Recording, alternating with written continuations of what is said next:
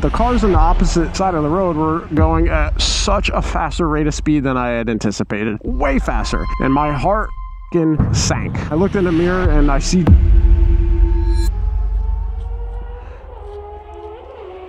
Oh, we racing, huh? Them boys is racing.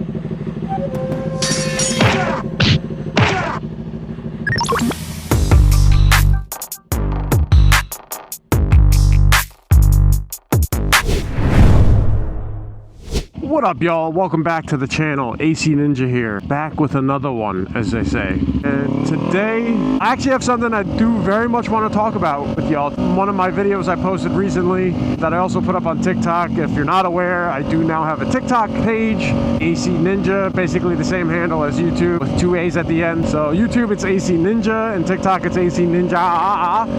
I also have another page called Conspiracy Ninja. That is what it sounds like. Check out the other pages. Again, that's not what I wanted to talk to you all about today. What I wanted to talk about today is something I reposted on TikTok recently, which is how I got to this point. I don't know how I got so derailed. And it was about the Harley guy video I did a while back that I had put on YouTube. I finally decided to throw that up on TikTok, and it got a pretty overwhelmingly positive response, which I'm happy about, but I'm not surprised because a lot of people agree with me. Like, wear a damn helmet. Even if you wear a helmet, that's not going to save you every time, but it increases your odds dramatically of surviving an incident if, God forbid, you get yourself into one or you have no control and something just happens to you. It's increasing your chances. One of the points I made is it's not always going to save you. You have to also be cautious and conscious of how you're riding, where you're riding, who you're riding with. That's what I wanted to talk about because we had another death in the area just this week. The first day I've been able to get out and talk about it, so it just happened. So long story short, it was a 20-year-old kid passed away riding. That's obviously terrible, and it's terrible no matter who passes away or how old they are. Like, that doesn't necessarily make it more or less sad, although when it is someone that's younger, you know, it kind of does make it a little more sad, to be quite honest. Like, it's not belittling or devaluing an elder's life at all. It's just like, you had your whole life ahead of you to live is why it's sad. It's still sad when someone like a Harley guy in my last video, the 2 guys that passed away were 50 and 60. That's still terribly depressing and sad. The only silver lining is, like, at least those guys got to live a lot of their life. This kid was 20 years old. If you're familiar with Pennsylvania, 78 is a big interstate highway that runs through New Jersey and Pennsylvania and all the way out to Western PA. 2 lanes for some parts of it, 3 lanes for a lot. For starters, let me just say, I know he had a helmet on because well, 2 reasons. One, you can see it on the side of the road in the pictures of the accident, and secondly, I know somebody that was actually there as the accident happened, unfortunately, and because of that, I got some extra insight on what happened. But what happened was, the way he passed was he was sadly, I don't know how else to word it. It's trying to think of a nice YouTube-friendly way to say this, but he just, you know, him versus an 18-wheeler is how I'll say it, I guess. And he was dismembered. When that stuff happens, the helmet means nothing, right? You might say to yourself, like, well, you did all this ranting about wearing a helmet, and look, it's still dangerous. You can still die and get hurt, and absolutely, that's exactly right. You're 100% right. At the end of the day, the only question that matters is, was this death avoidable? In my opinion, that's the only question that matters. And the answer to this question, unfortunately, like a lot of these, again, is yes.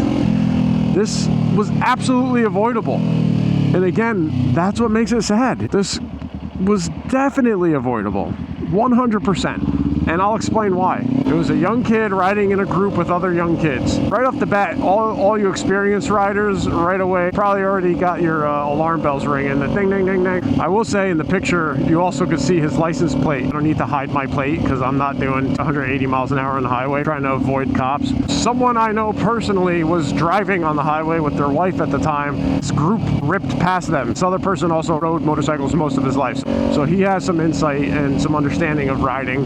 One of the first things he said is they were riding in a group of 4, 2 in the front, 2 in the back, and they were riding exactly side by side, which obviously that's like the number one thing when you go ride with groups, or if you do an MSF course, or you do a demo day, like you learn that real early on, like stagger yourself for a lot of reasons. Visibility, safety.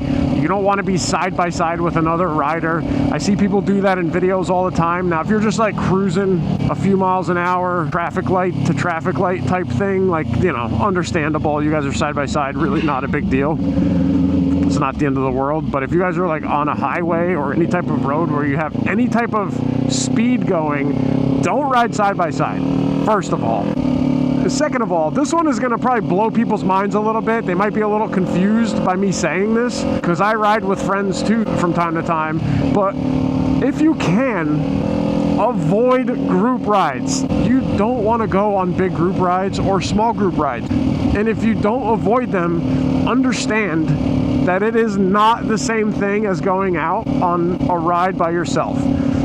This is a very important fact that I don't think people understand fully. Sometimes you got to learn that the hard way, and sometimes you're lucky enough to watch somebody else learn it the hard way, or to have someone who's got more experience explain to you how that works. Group riding is dangerous, and I'm going to explain why you should either avoid them at all costs or learn how to ride in a group. Because unfortunately, if you don't, the outcome can be you lose your life. And in this kid's case, sadly, your parents can't have an open casket then, like as if that kind of even matters at that point. Let me just pull over for a sec so I can actually look at y'all and we can have a talk, because I think that this is important. Let's talk quick. One thing I want to say is it doesn't matter now. It's kind of a moot point. Saying something like, I'm happy the guy was wearing gear, means nothing. He passed away. If you're going to go through the efforts of wearing gear, make sure you're being safe in all the other ways you need to be safe. So let me explain why group rides are dangerous. Even when you're riding with someone you do know. If you're riding with someone you don't know, or multiple people you don't know, it's especially dangerous. Everyone's got different skill levels, and there's this like fixation thing that happens. I think people have heard of this before. Don't look at what you don't want to hit. There's a similar thing that happens when you get fixated on the rider in front of you, who, if you don't know him and you don't know his skill level, he may be way more advanced than you. And you're following this person through twisties, let's say, and you're going through some somewhat easy turns, fun, high-speed sweepers, and you're just getting in rhythm and you get kind of entranced. And then you get to a real technical turn where you got to really, if you're going to go in at the speed you guys are currently going in at, you got to like trail brake, and you got to have an understanding of what your bike can handle and what you're able to do through a turn with your bike. What'll happen is people will follow the person in front of them thinking they got it under control, and they realize like, oh no, this turn is way tighter than I expected. I don't normally go through turns as tight as this at this speed. And then you panic, and instead of just taking it through the turn,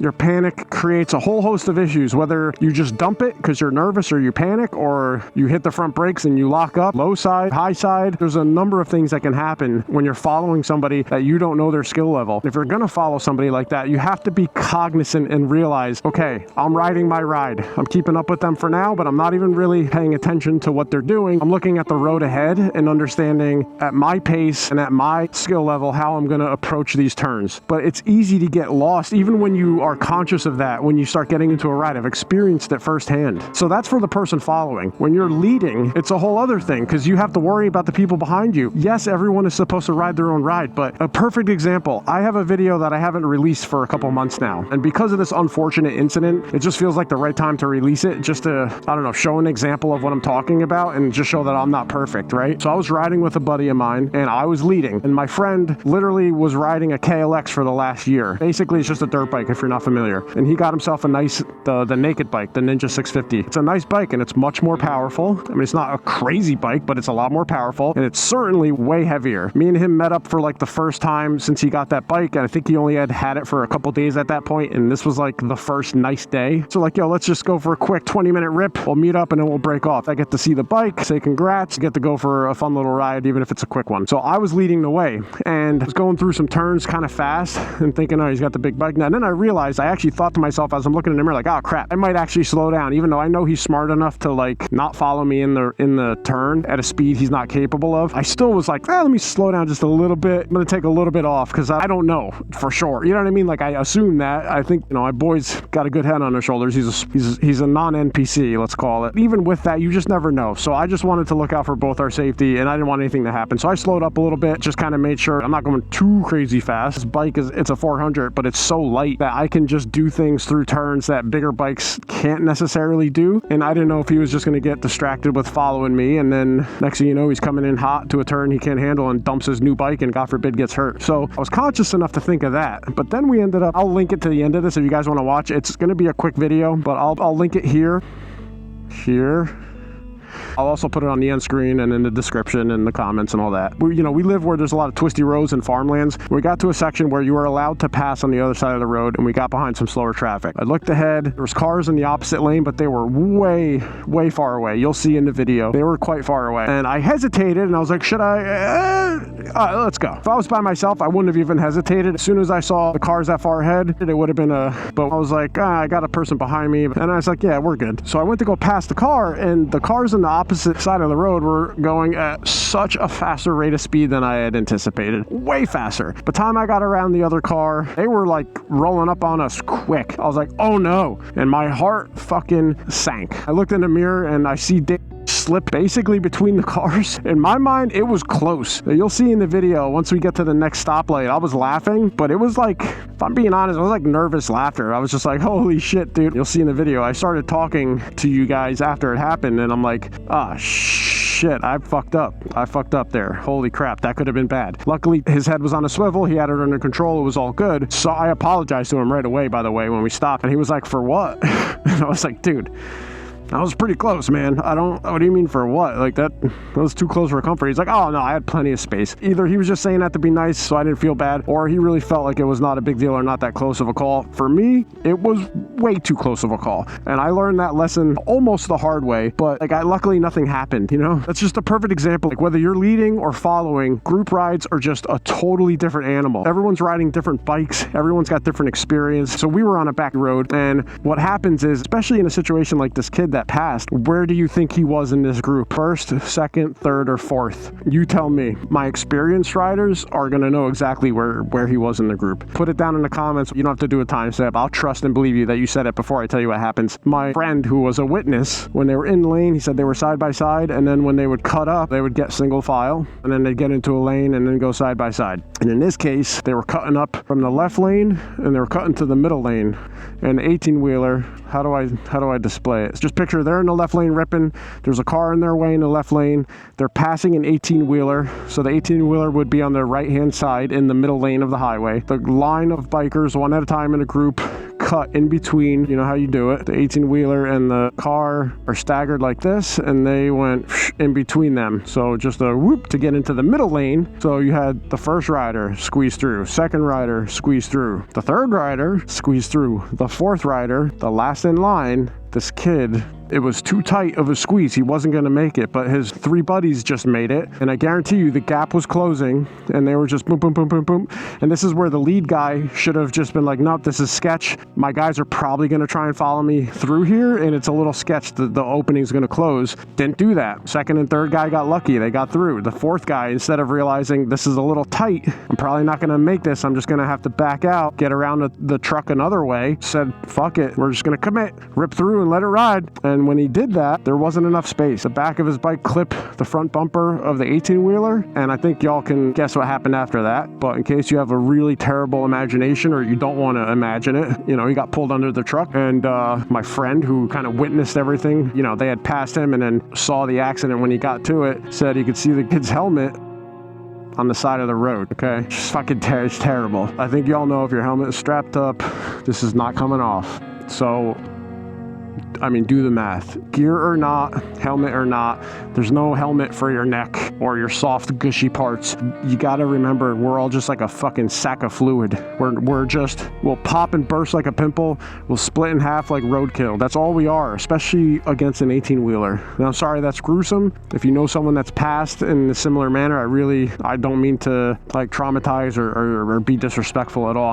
I'm genuinely trying to put fear into people, because I think you need to have a healthy respect and a healthy fear. You can't ride scared all the time, but you have to ride with a healthy respect and fear for the activity you're doing. It's dangerous. You can ride with all the gear on all you want, as you should, but if you're gonna ride in a group, you gotta, one, talk to each other. If we encounter this situation, what are we doing? If we get split up, where are we meeting at? Maybe you all have cardos and you can have the mesh network so you're all talking, even better. If I'm splitting up or cutting up, if that's how you're gonna ride, and I'm not knocking it, I've done it. I've taken the 400 on the highway and cut up and lane split and all that. I don't do it so much anymore because, to be honest, I kind of grew out of that and I realized how dangerous it is. I think there's right times to do it, and I'll stand by that. If you're stuck in traffic and it's stop and go traffic and everyone's at a crawling pace, I fully endorse lane filtering. I think that's the safest way to do it. There's deer. I'm looking at deer right now. I don't know if you can see him in the field over there, but I want to wrap this up. I don't want this video to be like too crazy long, but my point is, you don't want to have to learn the hard way. One of the best things you can do is learn from other people's mistakes, and so many other people have made these mistakes. So do yourself the favor and learn from them, please. The kid's 20 years old. He went out for